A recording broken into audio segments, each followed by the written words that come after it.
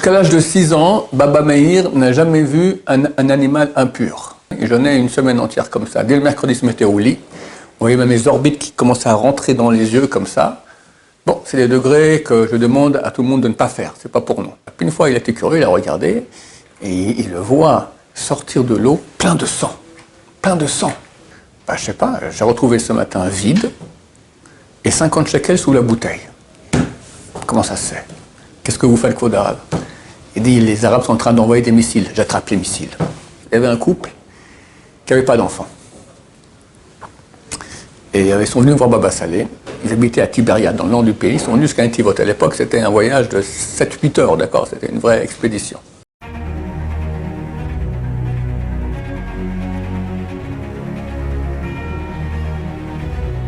Ce jour dédié pour que Déborah bat Céline Shoshana ait de nombreux enfants Baruch Hashem, tous tzadikim et sadkaniot. En même temps de parler de Baba Saleh, bien que c'est pas du tout, enfin dans 2 mois et demi, ça sera sa Iloula. Alors quelqu'un me dit, ouais, mais peut-être que jusqu'à là, ma chère sera ici, on ne pourra plus faire de cours. Ok, alors on va faire maintenant et que son mérite Baruch Hashem protège Am Israël, comme il a fait beaucoup durant sa vie. Avant la guerre des 6 jours, il y a eu une très grande pression, à peu près comme maintenant, c'est-à-dire qu'il y a eu une mobilisation des soldats, et pendant 3 semaines comme ça, il n'y a rien qui se passait. Il y avait une tension, on ne savait pas si oui, il y aurait la guerre, il n'y aurait pas la guerre. Et lui, pendant cette période-là, il s'est enfermé. Même son fils venait le voir, il ne le recevait pas. Il priait, il se concentrait, etc., etc. Après, la guerre est éclatée, et la nuit où la guerre a éclaté, c'était donc le matin, vers 4 h du matin, tous les avions israéliens sont partis, ils sont allés bombarder les aéroports militaires égyptiens et syriens. Et il étudiait avec son fils. Il y a la lumière, toute la nuit ils étudiaient. Et est venu le garde qui a dit, il faut éteindre, c'est la guerre, on doit éteindre les lumières, sinon l'ennemi peut savoir où on est. Il dit, t'éteins pas. J'éteins quand même, non, t'éteins pas. J'éteins pas. N'éteins surtout pas. Il a averti, il a eu peur. Alors, Baba Saleh, il ne faut pas jouer avec lui. Ok, laissez allumer. Après 1 heure, il revient, il est revenu, il a dit 150 avions égyptiens ont été détruits. Tu reviens quand il y aura les 400 avions. Après quelques heures, il revient, les 400 avions égyptiens ont été détruits. Le rabbi, il a prié, il a jeûné. Bon, on va commencer. Alors, d'abord, il est né en 1890. Fils de Rabbi Mes'ud Abu Hatzera, qui était le fils de Rabbi Yaakov Abu Hatzera. Rabbi Yaakov Abu Hatzera, qu'on appelle le Abir Yaakov, qui était un géant de géants de géants, qui est venu en Israël, qui est parti du Maroc pour venir en Israël, et qui est décédé en Égypte. Il était enterré là-bas à des manhours, on appelle cela. Et Baba Saleh expliquait qu'il était là-bas, il est mort là-bas pour casser la puissance négative de l'Égypte, il y avait encore un reste là-bas, pour pas qu'elle puisse se lever contre nous. À la base, le nom de la famille, c'était Elbaz. Et il y avait un de leurs ancêtres qui s'appelait Rav Shmuel Elbaz. Et un jour, il voulait prendre le bateau, et le capitaine lui a dit, il n'y a plus de place dans le bateau, terminé. Alors il a pris sa paillasse, il l'a mis sur le quai, et s'est assis dessus. Et il étudiait comme ça. Le bateau part, et le Rav Shmuel Elbaz, il suit le bateau, la paillasse se met en état de lévitation, elle commence à suivre le bateau. Et lui, il est assis dessus, comme ça. Le capitaine, il sort, il voit ça, il n'en croit pas ses yeux, il dit, bon, allez, viens. Il l'a fait rentrer comme ça dans le bateau. Et dès ces jours-là, on appelait la famille Abu Hatzera, le propriétaire de Hatzera, c'est la paillasse, d'accord? Propriétaire de la paillasse. Le grand-père Rabbi Yaakov Abu Hatzera il a écrit plusieurs livres, un grand sadique. Et son petit-fils, Rabbi Israël Abu Hatzera, qu'on a surnommé après Baba Saleh. Baba Saleh, il y en a qui disent que ça vient du terme Baba, papa. Chez Saradim, très souvent, quand le père appelle son fils, il dit papa. En me souvenant que ma grand-mère, elle est née à Yafo, mais à l'âge de 15 ans, elle est partie habiter à Beyrouth. Et puis les gens parlaient arabe ici. Donc elle parlait arabe, elle était arabisante, d'accord? Elle parlait mieux l'arabe que l'hébreu. Alors quand elle me parlait, elle me dit Teta. Teta, c'est Savta, c'est grand-mère. Le grand-père, il appelle son petit-fils grand-papa. La grand-mère appelle son petit-fils grand-maman. Le père appelle son fils baba, c'est papa. Et la mère appelle son fils maman. D'accord? C'est une façon arabisante de faire que les Saradim avaient. Donc, baba, c'est papa. Salé. Alors, il y en a qui ont dit que salé signifie prix. Comme on dit en araméen, ou dans le Kaddish, tsolothon, leur prière. Salé, salé avec un tzadik, salé, d'accord, mais le tzadik on prononce ça en arabe, c'est pas comme Saddam, c'était pas Saddam, c'est Saddam, d'accord, on écrit avec un tzadik, mais on prononce ça. Alors, Baba, salé, mon fils, prie. Mais en fait, c'est faux. La famille Abou Hassera a écrit, beaucoup de livres ont été écrits sur lui après son Baba Salé. Salé, c'est un diminutif de Israël. Israël Abou Hassera, c'était son prénom, Israël. Il est très jeune, il s'est beaucoup sanctifié. Pour vous dire, son fils, Baba Meir, dont le vrai nom c'est Meir Shalom, qui était énorme, qui connaissait toute la Torah, d'une sainteté, était moins connu que Baba Salé, mais était peut-être aussi grand et peut-être plus grand que son père. Son père a témoigné sur son fils, Baba Meir, qu'il savait mieux étudier que lui. Bon, Baba Salé connaissait toute la Torah aussi, d'accord? Mais il a dit son fils, il s'est mieux étudié que moi. Jusqu'à l'âge de 6 ans, Baba Meir n'a jamais vu un animal impur. Ni la tête d'un chameau, ni la tête d'un âne, ni la tête d'un cheval, ni la tête d'un animal sur 2 pieds. D'accord? Jamais.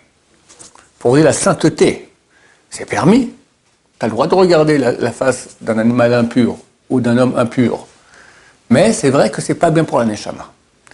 Et le degré de sainteté exigé dans la famille était tellement haut que jusqu'à l'âge de 6 ans, il a jamais vu ça. Alors je ne sais pas comment c'était pour Bassalé lui-même. C'est quelque chose du même genre. C'est phénoménal. Et il a très tôt commencé à faire des jeûnes. C'est pas qu'il jeûnait une journée, 2 journées. Avant l'âge de 13 ans déjà, son grand frère l'a réprimandé. Il a dit arrête, ça va pas du tout, t'es complètement fou. Avant l'âge de 13 ans, il faisait Tanit Tafsaka. C'est quoi Tanit Tafsaka? Tu manges le 4e repas de Shabbat dans Shabbat. Il faut manger 3 repas à Shabbat. Et il faut après manger, c'est très important de manger le repas après Shabbat. Mais l'avait Malka, le 4e repas de Shabbat. Mais si on ne peut pas le manger après Shabbat, on peut le manger dans Shabbat. Alors il faisait ça, Seuda Revit, dans Shabbat. Et dès qu'il faisait l'Avdallah, dès que Shabbat était sorti, il ne mangeait rien. Et ne buvait rien jusqu'au Kiddush 6 jours plus tard. Ce qui est difficilement faisable pour un être humain. Essayez de jeûner 1 ou 2 jours, déjà, vous voyez dans quel état vous serez. J'ai un gendre dont l'oncle, il a fait tchouva, c'est un bal tchouva. C'est un homme qui s'est beaucoup investi, c'est un espion. Il a dit un jour qu'il connaissait tout le Liban, il a fait tout le Liban à pied, dans tous les sens, il le connaissait par cœur. À l'âge de 30 ans, il a fait tchouva, et dans son salon, petit salon, avec une petite chambre de rien du tout, il avait une grande photo de Baba Salé. Et lui aussi, il m'a raconté mon gendre qui jeûnait. Il jeûnait une semaine entière comme ça. Dès le mercredi, il se mettait au lit. On voyait même les orbites qui commençaient à rentrer dans les yeux comme ça. Bon, c'est les degrés que je demande à tout le monde de ne pas faire. C'est pas pour nous. D'accord? C'est quoi l'intérêt de jeûner comme ça? C'est une valeur énorme. C'est écrit que celui qui jeûne un jour, déjà, c'est que l'autre, il est appelé Kadosh, il est appelé Saint. Attends, s'il jeûne 2 jours de suite, non-stop, 2 fois 24 heures, sans manger entre les deux, donc 48 heures et un peu plus, il faut compter 49 heures, ça vaut 27 jeûnes. S'il jeûne 3 jours de suite, ça fait 72 heures, ça vaut 40 jeûnes de suite. Plus, c'est déjà pas marqué. Mais c'est exponentiel. Donc ça vaut énorme. Donc, quelqu'un il se sanctifie énormément par cela. Et donc il est très proche de Dieu, et après on arrive à un niveau où il dit quelque chose, Dieu l'écoute. Mon Rav il est le roi HaKodesh, il voyait les choses, d'accord, il voyait tout. Il a dit, atteindre le roi HaKodesh c'est facile. Changer, c'est difficile. Que tu dis un mot et Dieu t'écoute. C'est un niveau extraordinaire. Baba Salé, on va commencer un peu, je vais raconter quelques miracles après, mais c'est phénoménal. Rien que je pense à une histoire maintenant. Et pendant une dizaine d'années, il y avait quelqu'un qui le prenait en voiture. Par-ci, par-là, par-ci, par-là. Puis un jour, il se dit, Rav, fais quelque chose. J'ai un problème, je bégaye. J'en peux plus de bégayer comme ça. Ah bah, il a passé son pouce comme ça sur ses lèvres. Terminé. Il bégayait plus. Même pas une parole. C'est connu le coup de la bouteille, d'accord. En France, il a fait. Pas qu'en Israël, au Maroc. En France, il était à la yeshiva de Fublin. Et il y avait 200 personnes là-bas. Et tous l'ont vu, il avait sa bouteille comme ça d'or, qui verse aux gens. Il verse. Alors, il la recouvrait d'un mouchoir qu'on ne voit pas le miracle. C'est phénoménal. Phénoménal. Une fois, il était allé voir son fils à Ashdod. Son fils Baba Meir habitait à Ashdod. Il y avait là-bas quelqu'un, et ce quelqu'un propose de le ramener Baba Saleh chez lui à la maison à Netivot. Netivot, c'est combien? C'est 3/4 d'heure de route entre Ashdod et Netivot. Alors, je lui dis, tu as tout ce qu'il faut, tu as suffisamment d'essence dans la voiture? Ouais, tout ce qu'il faut, c'est bon. Bon, ils partent. Au milieu de la route, taf, panne d'essence. Tu m'as dit que tu avais assez d'essence? Ouais, j'ai mal. Bon, tu as quelque chose dans la voiture? Ben, j'ai rien. Tu as une bouteille d'eau? Oui, j'ai une bouteille d'eau. Bon, mets de l'eau dans le réservoir. Koda, écoute-moi, mets l'eau dans le réservoir. Sur quoi il s'est basé? C'est une Gemara dans Ta'anit. Un grand sadique. Peut-être que le Baba c'était le Gilgoul de ce grand sadique, c'est le même genre, quoi. Rabbi Han Mendoza, il s'appelait. Et un jour, un vendredi soir, il voit sa fille malheureuse. Qu'est-ce qui se passe? Je me suis trompé, au lieu de mettre de l'huile dans la lampe à huile, j'ai mis du vinaigre.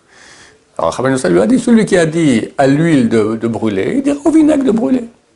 Et la lumière est laissée allumée jusqu'à Moshe Shabbat, on utilise la flamme pour allumer la flamme de l'Avdallah.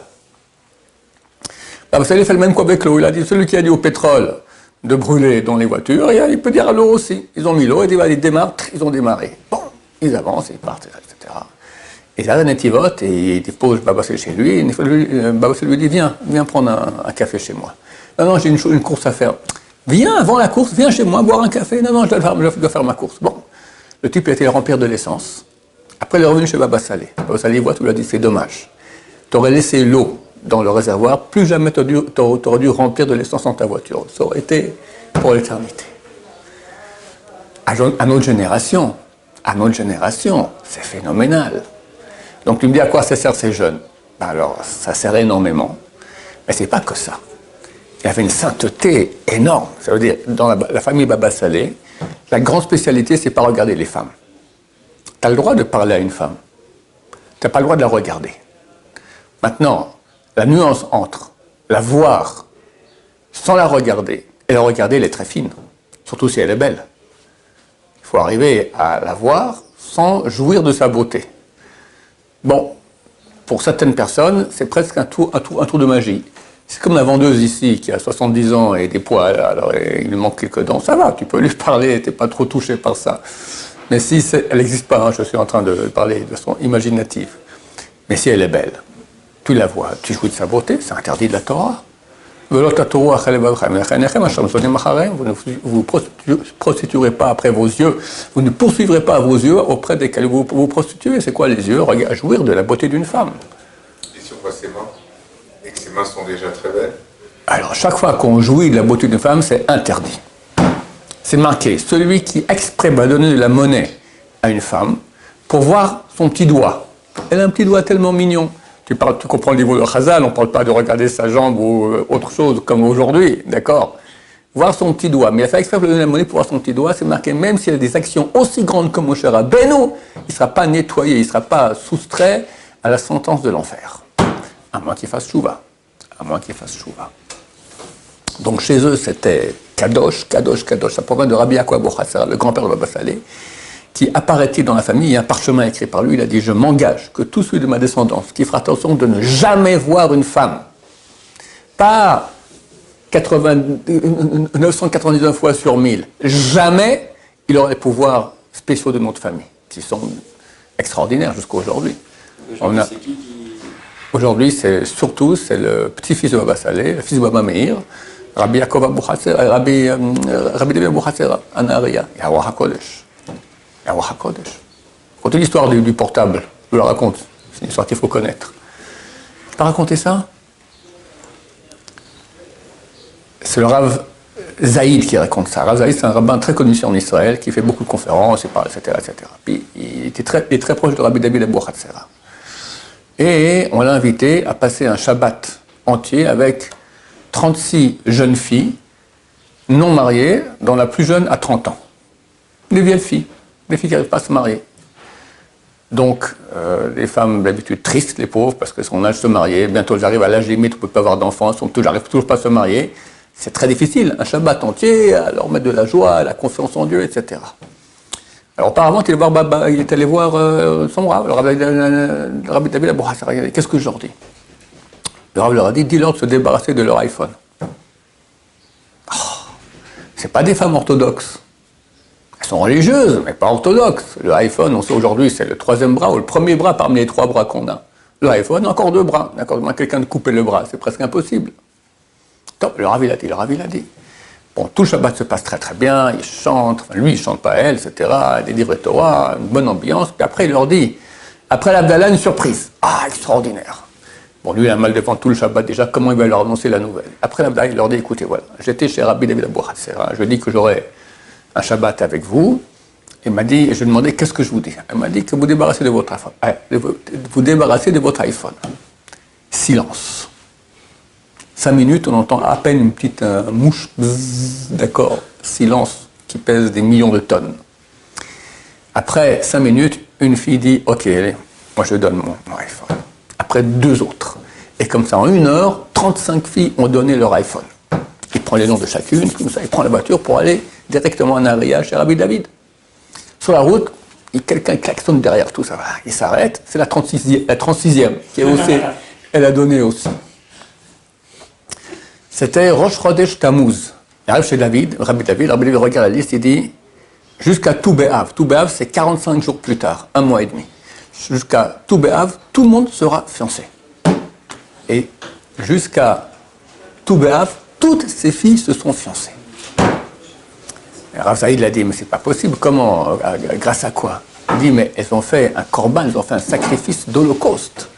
Donner son iPhone, c'est comme donner, comme je l'ai coupé ce puce, c'est se couper en 2, d'accord? C'est égorger le Yetzer Hara. Et Rabbi David, il a vu, il a conseillé de leur dire, enfin, après il a dit, voilà, jusqu'à le Tou B'Av, toutes seront fiancées, et toutes étaient fiancées, extraordinaire. Donc ça, c'est lui aujourd'hui. Alors, arriver à ce niveau-là énorme de Baba Salé, c'est pas que les jeunes, c'est la sainteté, faire attention, comme je dis, au regard des femmes. Les prières, c'est des prières avec intention, pas rater un mot. Lorsque son père lui a donné le sidour, quand il était petit, il lui a acheté un sidour. Il lui a dit, attention, c'est un sidour spécial. Il ne supporte pas qu'on dise des mots, qu'on lise des mots sans penser ce qu'on dit. Fais attention que toutes tes prières, chaque mot que tu dis, pense ce que tu dis. Et la connaissance de Torah. Il avait 17-18 ans, il est déjà devenu le Dayan, un juge rabbinique d'un tribunal. Pour connaître toute la Torah, c'est énorme. Donc ça fait qu'au bout d'un moment, tu arrives à des niveaux de sainteté extraordinaires. Un jour, son shamash, le vendredi, son shamash le prenait, il partait dans le désert, trempé dans une source d'eau. Ça lui disait, je ne veux pas que tu viennes, tu restes ici, tu ne viens pas me voir là-bas. Puis une fois, il était curieux, il a regardé, et il le voit sortir de l'eau plein de sang. Plein de sang. Alors, mais qu'est-ce que c'est que l'odeur? Je ne te dis pas de venir. Non. Curiosité. Il dit, je vais dans cette eau, il y a plein de sangsues. Elles viennent comme ça, elles me piquent, elles enlèvent tout ça. Pour ça, je prends sur moi des flagellations pour expier les péchés du peuple d'Israël.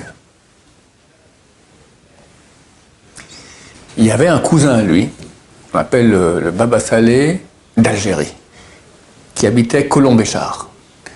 Et j'ai un ami qui fait partie de la famille, il m'a raconté qu'en 1942, quelque chose comme ça, les Marocains, les nazis sont arrivés au Maroc et voulaient, il y avait là-bas le gouvernement de Vichy, les Français, voulaient commencer à faire des camps de concentration, et aussi en Algérie.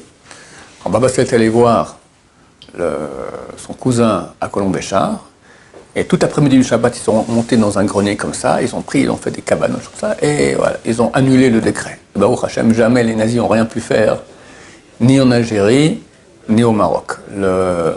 L'Admor de Gour, il a dit pourquoi est-ce que les nazis ne sont pas arrivés au Maroc, parce que dans la synagogue au Maroc, on ne parle pas des paroles profane. Dans une synagogue, on n'a pas le droit de parler comment ça va, qu'est-ce qui se passe, Biden est venu en Israël, il paraît qu'il y a la guerre.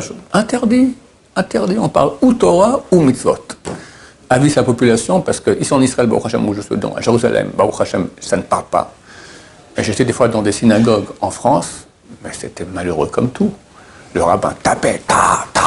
C'est lorsqu'au moins dans la Kriyat Torah qu'on entend. Les gens parlent, c'est le saloon, d'accord, c'est le café, je ne sais pas ce que c'est, d'accord. C'est très grave, c'est de la Torah, c'est interdit de la Torah. Mikdashi Tira, vous aurez la crainte de mon temple.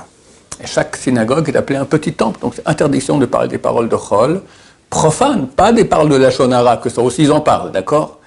Donc, grâce au fait que dans la synagogue au Maroc, on ne parlait pas des paroles profanes dans la synagogue, comme c'est le Admor de Gour, il dit, les nazis n'ont pas réussi à faire ce qu'ils voulaient faire au Maroc. Une fois, il y avait une femme qui avait un fils déjà âgé, qui n'arrivait pas à se marier. Non religieux. Aussi au niveau du travail, ça ne marchait pas très bien. Il a acheté un magasin qui marchait très bien. Et du moment qu'il a acheté, ça ne marchait plus. Et une amie lui a dit, va voir Baba Salé. Ah, moi je ne crois pas à ces trucs-là. Vas-y. Bon, à la fin, elle y va. Et Baba Salé lui donne une bouteille d'eau et il demande qu'il lui paye 50 shekels. D'accord. Il fallait laisser, on donnait un peu d'argent. Pour 50 shekels, c'était quand même une somme, on va dire. C'est comme 50 € aujourd'hui, d'accord. Peut-être plus, peut-être 100 €. Elle dit, vous dites à votre fils, tous les matins, il met un peu d'eau, de cette eau-là, dans le sponge, dans le chiffon qu'il utilise pour nettoyer le magasin, il en boit un peu. Bon, ok. Elle donne ça à son fils. Et puis, quelques jours passent, aucun progrès, rien du tout. Alors après, sa copine dit, j'étais voir ton rabbin, la noix, c'est des bêtises. Je payais 50 €, 100 €, 50 shekels pour une bouteille d'eau du robinet. Et pour boire un peu, on peut acheter le rouleau du robinet, ça vaut même pas un demi-shekel, d'accord. Il m'a bien eu. Le lendemain matin, son fils l'appelle du magasin. Maman, t'es venu, t'as vidé la bouteille de Baba Salé? Non, pourquoi? Je sais pas, j'ai retrouvé ce matin vide. Et 50 shekels sous la bouteille. Comment ça se fait? Ah, elle a compris qu'il y avait un truc qui clochait. Elle est repartie voir Baba Salé. Et Baba Salé n'a pas voulu la recevoir. Elle s'est mise à pleurer. À la fin, quelqu'un a fait rentrer chez la femme de Baba Salé. Je regrette. Alors la femme va rentrer chez Baba Salé. Elle lui dit à la femme, oui, je sais très bien pourquoi elle vient. Je ne veux pas la voir.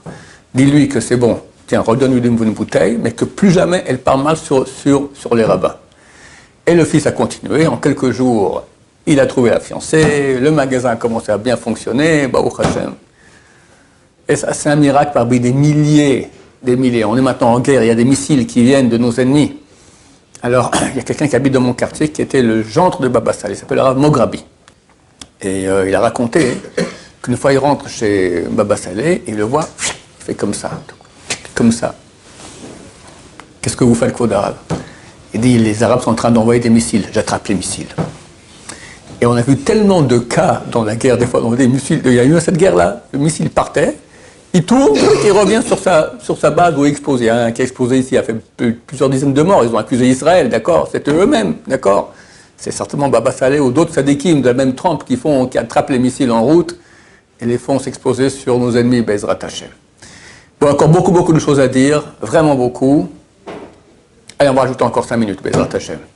Qu'est-ce que je peux raconter encore comme beau miracle qu'il faisait?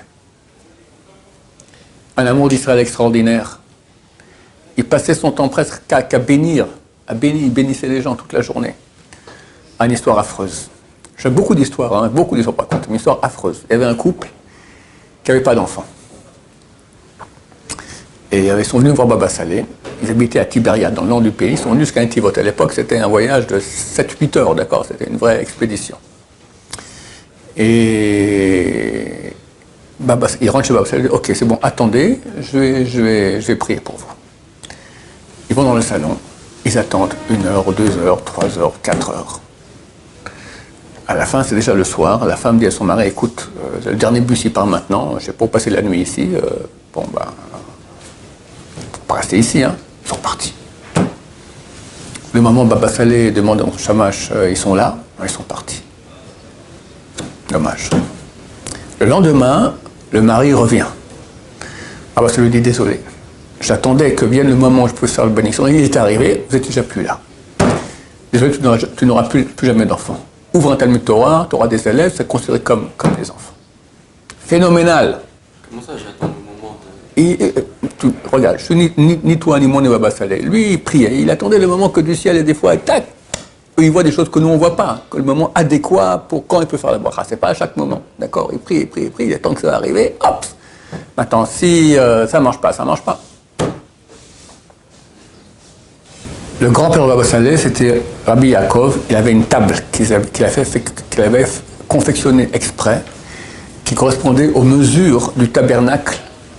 Le tabernacle, c'est l'armoire dans laquelle on mettait le livre de la Torah qu'a écrit Moshe Rabbeinu et les tables de la loi.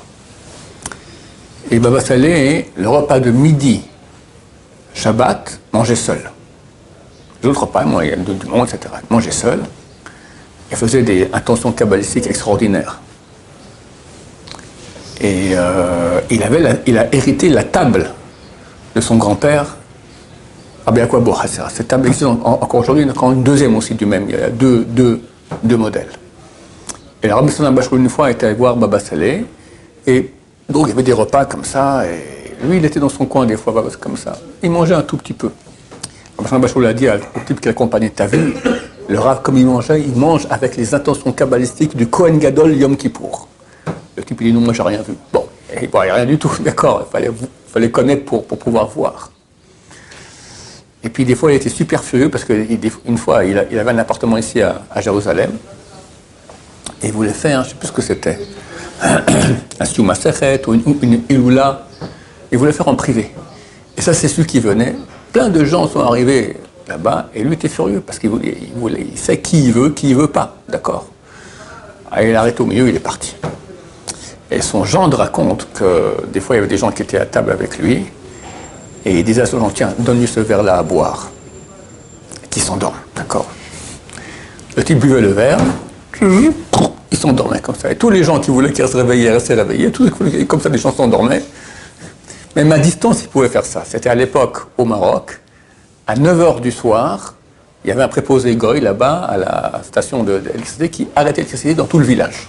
C'était au début en 1920, 1930, d'accord, début de l'électricité au Maroc.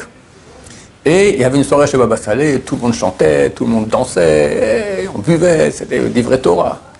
On dit, oh, c'est bientôt 9h, n'en faites pas, continuez. À 11h, ils ont terminé, ils sont partis, ils ne comprennent pas, il y a encore de la lumière, ils vont voir là-bas toute la station, endormis. Un coup de Baba Saleh. Une fois, il appelle son chamash et il dit, viens, amène-moi la bouteille d'arak. Il sort dehors, il voit un crapaud énorme. Il fait la bracha sur le harak et il verse sur le crapaud. Bon, du harak pur sur un crapaud, il crève sur place, le crapaud. Ils ont compris c'est quoi cette histoire-là. Il dit, l'âme d'un grand sadique qui est venu me voir maintenant, il devait faire un tikkun, revenir en Gilgul dans le crapaud, il fallait que je lui fasse son tikkun. Et très souvent, il y a des tikkunim de bêtes comme ça. Une fois, il était dans un village au Maroc, du coup, il y a une chèvre qui est rentrée, s'est mis en face de lui comme ça, sur la table, regardez, les deux se regardent. Il dit, c'est bon. Égorgé là, tac, ils l'ont mangé, voilà, il a fait le tikkun de... Une fois, son gendre raconte qu'ils étaient sur la route de Jérusalem à Netivot.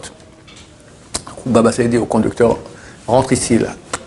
Il rentre dans les champs, il y a un arbre, tout ça, il se met à prier, il fait toute la prière de Mincha. Et après, ils repartent. Et ils arrivent chez lui, c'est déjà tard pour faire Mincha. Alors Baba Saleh dit à son gendre, pourquoi tu n'as pas prié avec moi? Tu crois que je m'arrête comme ça au milieu de la nature pour aller faire Mincha? Il y avait un petit coup d'affaire dans cet arbre-là, il y avait une âme à libérer. Tu t'aurais prié avec moi. Donc ces gens-là voyaient des choses que nous ne voyions pas. C'est des miracles extraordinaires. C'est clair qu'ils font encore énormément.